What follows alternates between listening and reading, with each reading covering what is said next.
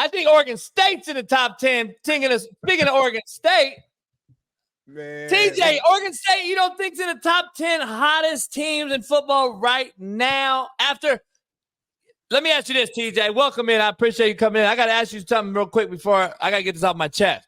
Oregon State loses by 3 to Wazoo. I've said Wazoo is a very, very, very, very underrated team this year. I've been saying it for 6 months. Wazoo's going to be good. Are they totally just getting screwed now because of the East Coast bias? Nobody gets to see them, and that one loss is like 3 losses to an Alabama? Absolutely. Anybody in the Pac-12 that's not USC or Oregon is going to get screwed if you lose a game. It kind of is what – I mean, Georgia's been struggling all season. All year. They still number 1. And TJ, they almost lost to Auburn, who Cal almost beat. Listen, it's always going to be biased. Number 1, our games on out here very late. And the Pac-12 is no more because, once again, you got dummies that are in charge. They're dumb from a common sense standpoint, not from a book standpoint or education standpoint. But Washington State, that offense, it's hard to stop. They throw the ball extremely well. They have a mobile quarterback. Now, when I want to see them play, Oregon and how they stack up. I can't wait till they play Washington and how they match, because Washington is going to score points and they're going to play really good defense. And so you watch what Oregon State just did to Utah. Utah could barely get a first down, man. They could barely get a first down. And Utah beat Florida like it was nothing. So easy. And then Florida beats Tennessee, but all these teams are still ranked. It's kind of crazy how it works. But Oregon State, if they didn't lose to Washington State, they'd easily be in the top 10. I just hope Oregon State and Washington State can find a conference and keep it rolling. I'm really hoping it's the Pac-12.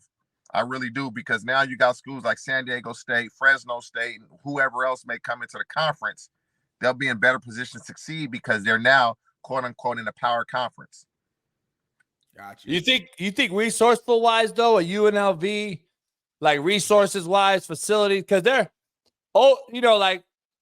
TJ, as I know, like UNLV just overnight is not going to be a Power 5 program because they just lack resources for whatever reason. I don't know why in Vegas UNLV should be better than what they are. They should be. No doubt. There's good talent that comes out of the Nevada area, specifically Vegas. You're right next to California. Right. They should be better than what they are. They have to recruit better, identify better players, or develop them. Like, they just have to be better at what they're doing. UNLV should be a much better football program than what they are. And speaking of developing, TJ, I think that's a perfect transition, man. You've been popping, I feel like, all really week long. I've been hearing all the network shows and name dropping you, or you've been on their shows highlighting some of the receivers who you trained during this offseason. Obviously, Puka, we know, has been balling with the Rams. Michael Wilson with the Cardinals been looking very well. I guess let me start with Puka. Are you surprised at all about how great he's been playing? And also, like, what is it about him that makes him special? Darnell, listen, man, we've known each other for a while, man. Yeah. And anybody that tells you they're not surprised by Puka's lying. Am I surprised? Hell yeah, I'm surprised. Because we've never seen a rookie come in and do what he's doing, let alone a rookie that was drafted in the 5th round. But again, you also know me. Anybody that I train is going to be ready to play. And that just sounds really cocky, but it's the truth. Like, we are going to be ready to play football from a man-to-man perspective, a zone perspective, and the slot it doesn't matter. Put me in the backfield. I understand what the idea of the mic means and how protections and schemes. That's what we go over. We go over how to play football. And so that doesn't mean everybody's going to do what Puka's doing. Puka has just been given a rare opportunity. Yeah. And he's taking advantage of it. It's simple as that. But anybody that I train, I truly feel like they're going to go out and do well. How much playing? I see these trainers, and I call them street agents. Cats that really didn't play a lot. They get these kids, they lure the mama into paying $5,000-$6,000 a session, and they really don't know shit. and then they really ruining some of these kids. They cross-coaching them, so when they go back to their high school or college coach, they have to retrain and coach them. The coach has to re-coach them. It's bad, right? How much stock do you say into a guy like yourself, Jordan Palmer, Carson's brother, who's one of the best QB guys, developing guys right now?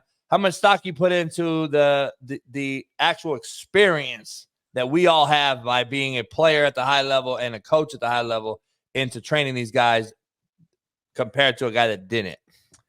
Honestly, JB, it really doesn't matter to me whether you played or you didn't, but there's a lot of social media trainers that they'll fool you. And the drills look good, and they always say, oh, and they said this drill couldn't be done in a game, and they'll show somebody doing something in the game that, you know, that they teach. But there are also some guys that they didn't play at the level that I played at that really know what they're doing. It's a case-by-case basis. You just don't know. But I just feel like I can teach it. And I don't know the things that I say and how I teach and explain things, guys get it. And it's just not one way. I'm going to show guys 2, 3, 4, 5 different ways because everybody learns different. And you go with what works for you. And so it's fun for me. I like training them. The money that I get paid is very, very minimum. It's not a lot of money, but I enjoy it. You love it. Yeah. And then to see the guys that you work with have the success, and then they'll text you, be like, man, you remember we worked on this? Man, I did this in practice. That shit worked. I'm going to start using it all the time. And I'm like, I told you, you just got to trust it. And so that's the part that's fulfilling. But yeah, social media has made it bad because anybody can put something on social media. You're going to get a couple gullible people that start training with them, and now they're a trainer. Yeah. And to the Puka thing, I was fucking around with everybody on social media. I was like, man, Rams got the best 3 white boy wide receivers all time. So they had a whole white boy crew at one time with the tight end Higbee. But Puka not gonna like that, man. You know, hey, JB, Puka not gonna like that, man. You know, Puka Samoan. Hey, Polly, yeah. No, he half white, half Polly. Yeah, he ain't. Yeah.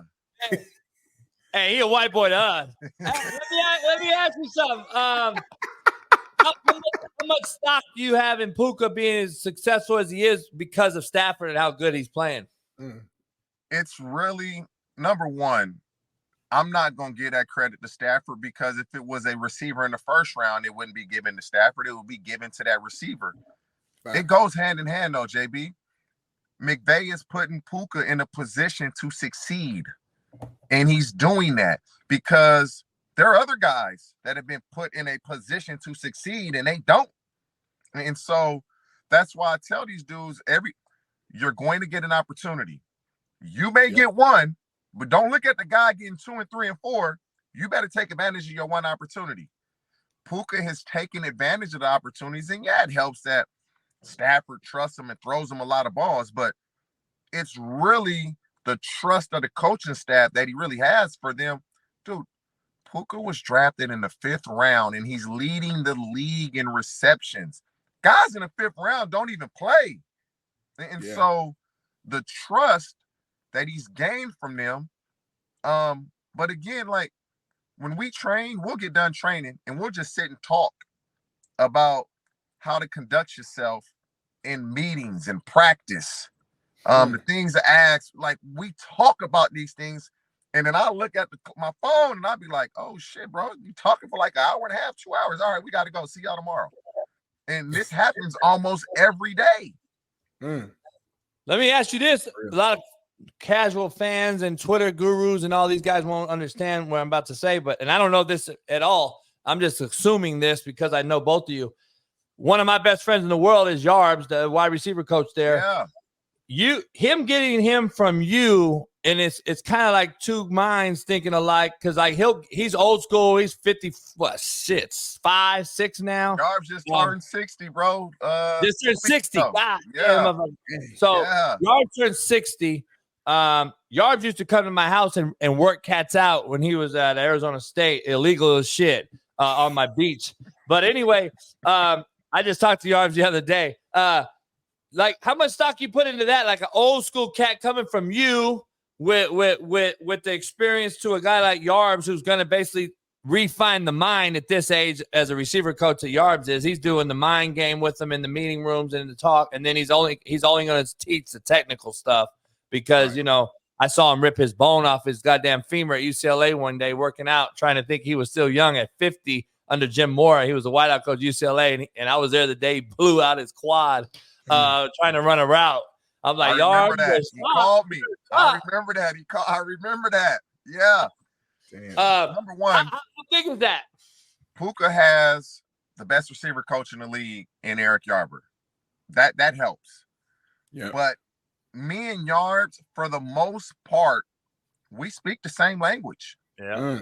So when it comes to how to get open, how to transition in and out of routes, understanding football, we speak a very similar language. So that also helps.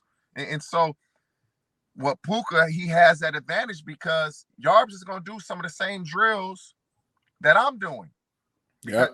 And Yarbs may call me and say, hey, I need a drill for this. And I'd be like, you know, I'm going to FaceTime him. I'm going to show him exactly what it is. I got you. And so me and Yarbs, I talk to Yarbs at least once a week for the last 5-10 years.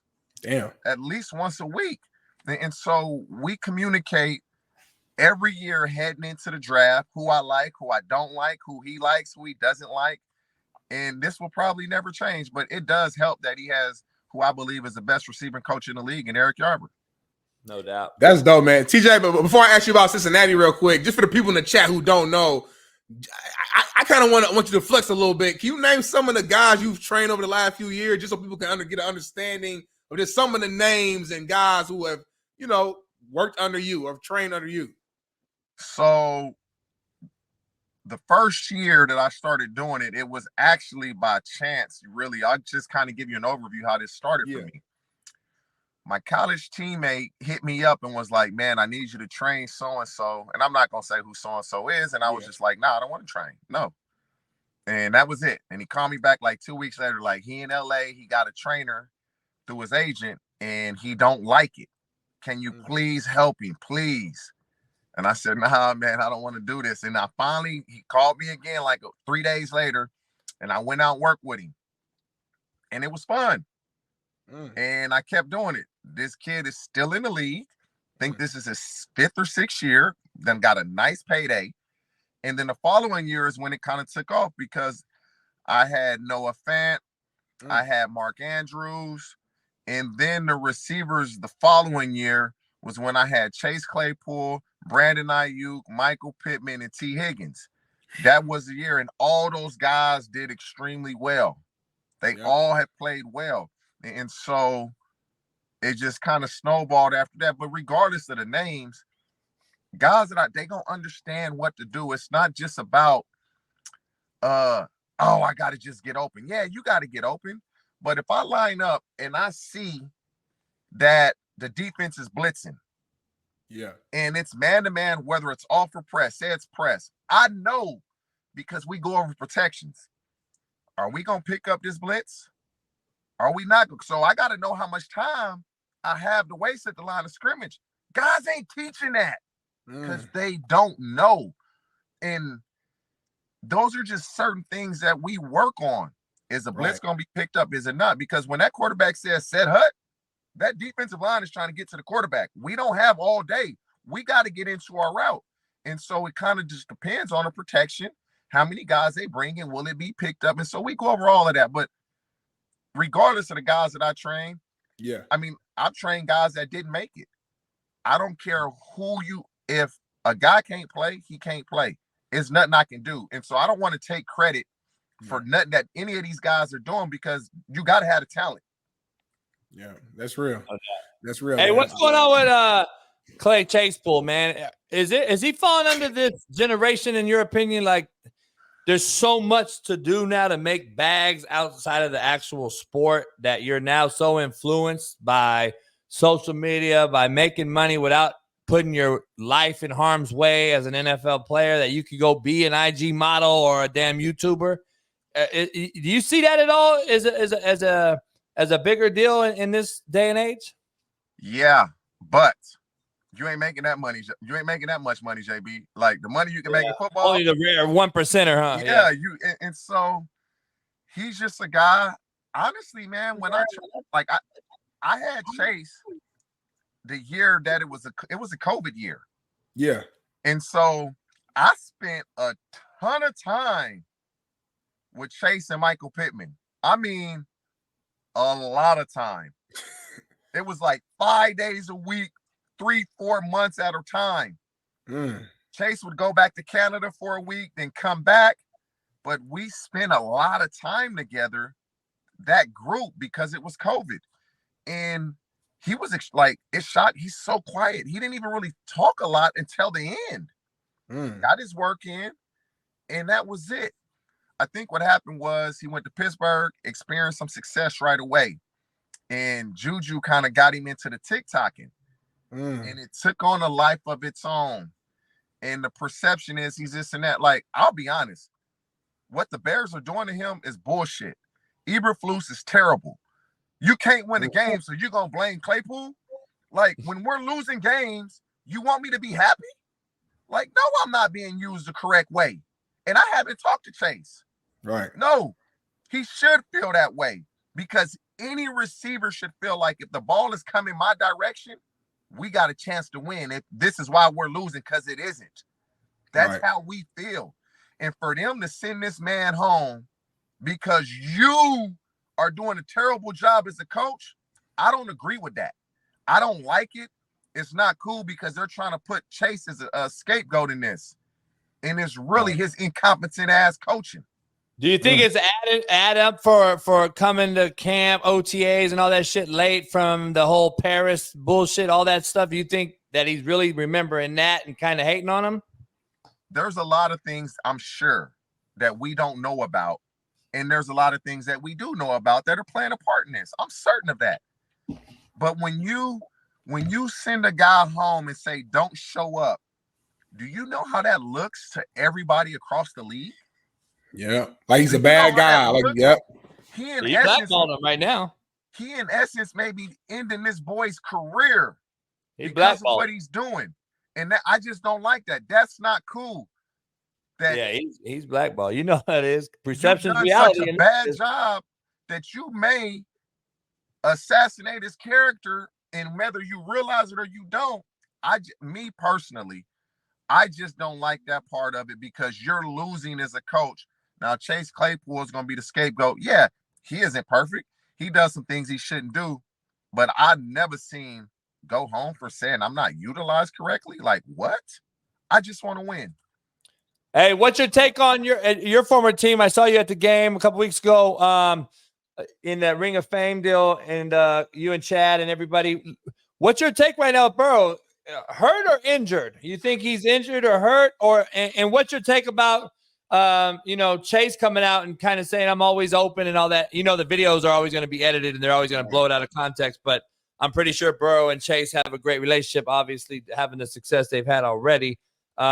It's got to be a little hurt because I broke it down. It's tough to push off his damn back leg at a quarterback and get quarterback. Yeah. And to me, he probably is going to feel better each passing week. I know that Rams game was tough. Yeah. You get through that Rams game, you're sore. You're going to get a little better the following week, which was this past weekend in Tennessee, which shocked me because you scored 3 points, and that 3 points came on your first drive where you ran the ball very effectively, and then you just stopped running it. I think with Chase is this, man, and it kind of goes to what we just talked about with Claypool. What Claypool was, we're losing games, and although the last 2 weeks Jamar has gotten a lot of catches, you're losing. And it's frustrating. If you think about it, Jamar Chase has experienced nothing but success since he's come in the league. You go to the Super Bowl, you go to the AFC Championship game. Natty. Like he hasn't really had much adversity from a personal and a team perspective since he's been with the Bengals. Now that frustration is setting in. But I'm an optimist when it comes to the Bengals. I really am. I'm a glass half full, not half empty guy. They got a chance this week when they play Arizona to kind of right the ship. And then I believe they come back and play the Seahawks, and then I believe that's their bye week. If they can win these next 2 games and you go into the bye 3-3, now we talking. Now we talking. We can do something. Yeah. But Joe can't have any more setbacks, because if he has a setback, he's gonna sit 4 to 5 weeks. This season is a wash. It's over. And so they got to be careful with this, because many people like myself picked the Bengals to go to the Super Bowl. Right. And they might not even make the playoffs.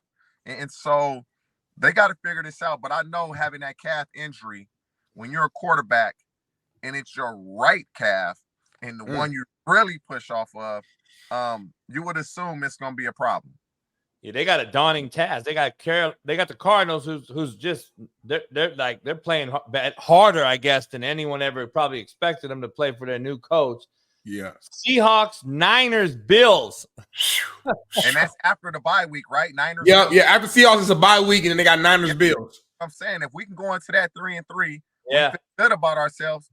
Because if we 3-3, we ain't losing to the Bills and the Niners. We ain't losing both of those games if we 3-3. That's a fact. Right. Yeah. So they gotta tighten up. And because you the talent is there.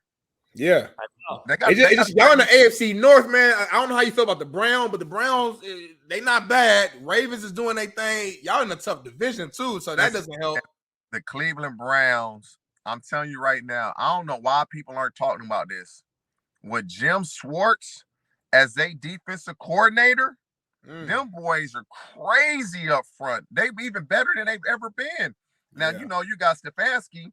He in his feelings that Deshaun Watson didn't play, so he come out calling him out indirectly, which I thought was some BS, because now you got the GM, Andrew Berry, saying, oh, he couldn't really play, but the head coach saying, oh, he could have played. He decided not to play.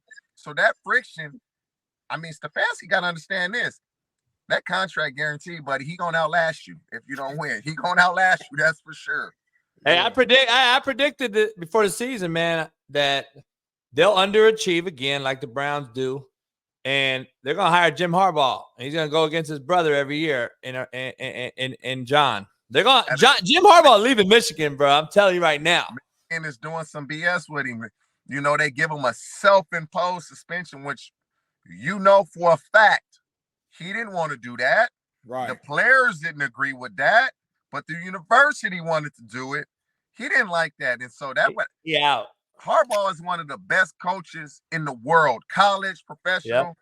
Yeah. And they just not just John, Jim is like both of these dudes, they can coach their ass off.